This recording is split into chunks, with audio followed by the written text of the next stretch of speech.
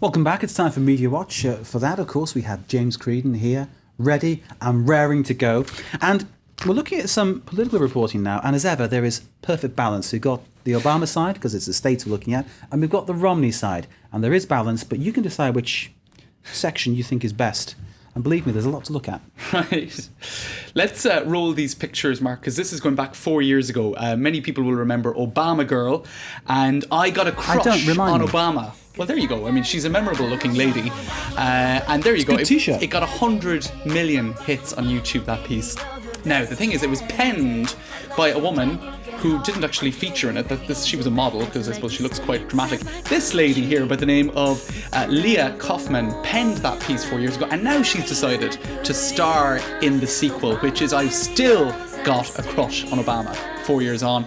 You know, it's a pretty simple theme here. She likes Obama, she's got a crush on him, she wants you to elect him into the White House again, if you're American. Let's take a listen to an extract of I've Still Got a Crush on Obama. I've still got a crush on Obama. Wait until you get all A.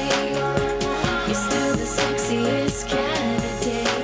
Your words and your speeches still leave me hot and speechless. I can't leave you alone. I've got a crush on Obama. Wait until you get all A. You're still the sexiest candidate. You're the commander-in-chief, and I need some relief. You bring our troops home.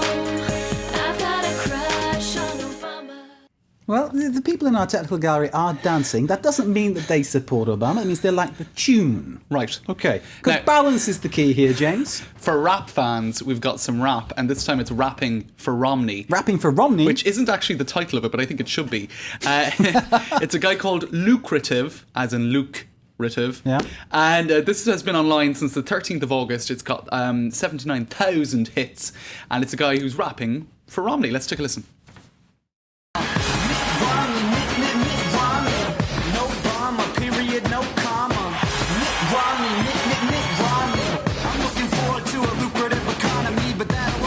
If you vote for Mitt Romney.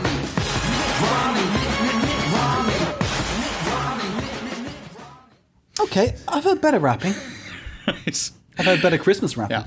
He won't be getting 100 million hits on YouTube like Obama Girl did in 2008. Okay, so clearly is there a theme here that the rapping isn't very good, or is it because the girl's pretty? I mean, what is it? You know, what is it's it? just not as catchy. I think it's I think that's what it boils down to. It's not as much fun, is it? You know, it's not as much fun. That's pretty much it, Mark. Which obviously is one of those things. So right. Politics is deciding on fun. We might have a result for you. But I hope you appreciate the balanced approach that we've shown on this item, because balance is important. Right. Now then, French politicians know how to use music in politics, don't they?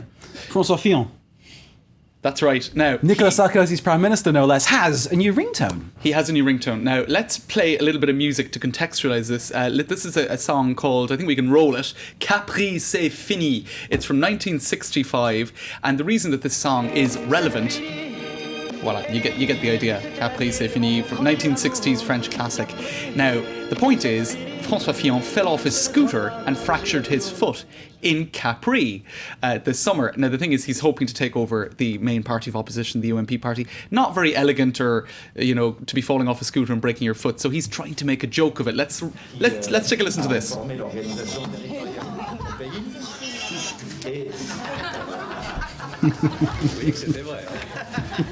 C'était vrai. That's true. So he had the song as his ringtone, and the phone miraculously went off at a press conference. I don't think there's much of a coincidence. I think he probably planned that so that people will see he's a light-hearted guy and he's making a joke of falling off a scooter and fracturing his foot. There you go. Okay, Christian Estrosi beside him. Okay, Right. Finally, a French singer has been getting involved in Russian politics.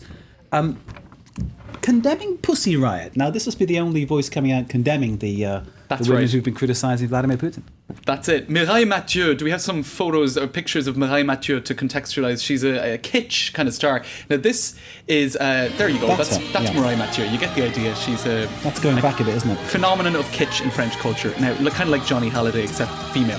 Now, she appeared on Russian television and condemning Pussy Riot for having committed sacrilege, really, in singing a prayer against Putin in a church. They were, of course, convicted of hooliganism and inciting religious hatred for calling on Putin to be kicked out. I'm interested. Was she condemning the fact it happened in a church, or condemning the fact they were criticising Putin? It was more that it happened in a church, in fact, okay, and she's known herself to be pretty religious, so I suppose it's not the most controversial remark in the world. A lot of people might have an issue with political, songs It's in interesting churches. at a time when everybody, Uncle Todd Cobley and all, Madonna, you name it, they're all getting behind Pussy Riot and saying, leave the girls alone. This is it, and she's getting behind.